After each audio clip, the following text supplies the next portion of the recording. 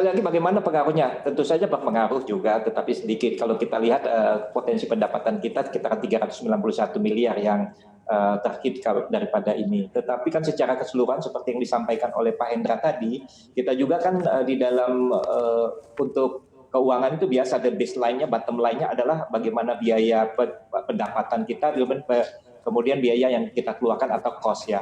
Kemudian kalau penjualan kita usahakan bagaimana kita ingin menjual sebanyak-banyak seperti supaya income pendapatan kita lebih besar lagi. Dan ini tentunya akibat kita pertumbuhan ekonomi kita yang semakin meningkat, pertumbuhan kita, penjualan kami juga bisa meningkat. Itu juga yang berpengaruh kepada BPP kita.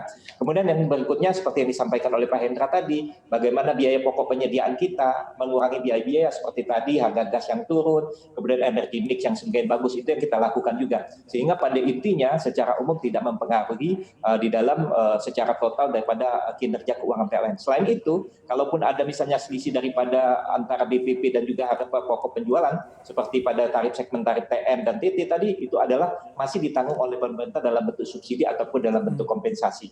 Jadi secara umum ini memang memberikan pengaruh kepada pendapatan kita, tetapi bottom line daripada kita tidak akan mempengaruhi begitu besar, sehingga kita masih berekspektasi dan bisa untuk outlook kita di tahun ini kita adalah keuangan PLN menjadi positif secara bottom line. Bob Saril, ini alokasi subsidi tadi dari 54,79 T turun ke 51,84 T untuk alokasi subsidi 2020. Tentu saja bisa membantu menghemat keuangan negara. Tapi dari PT PLN, apa yang akan dilakukan untuk memastikan bahwa serapan alokasi subsidi tadi benar-benar maksimal bisa digunakan?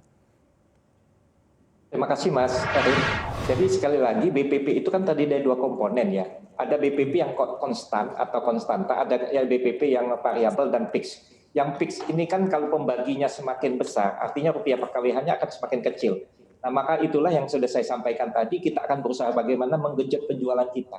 Ada beberapa hal yang telah kita lakukan di dalam menggenjot, termasuk daripada di kemarin pada hari pelanggan nasional, kita memberikan suatu diskon besar-besaran yaitu 75% untuk kalangan industri dan UMKM dan IKM, ini agar mereka bisa tumbuh dengan untuk mengembangkan bisnis mereka, yaitu dengan diskon biaya penyambungan sebesar 75%. Yang sebelumnya juga kita memberikan diskon sampai hanya 170.000 untuk biaya tambah daya bagi mereka rumah tangga yang akan ke 2.200 sampai 5.500. Ini memberikan kesempatan kepada masyarakat untuk memanfaatkan di rumahnya, bekerja dan sebagainya, kemudian selanjutnya berusaha juga dari rumah sehingga pertumbuhan kita semakin tinggi. Jadi sehingga fixed cost kita akan rupiah perkaliannya akan semakin kecil. Nah, yang berikutnya tentu saja yang dilakukan adalah melakukan penghematan seperti yang disampaikan oleh Pak Hendra tadi.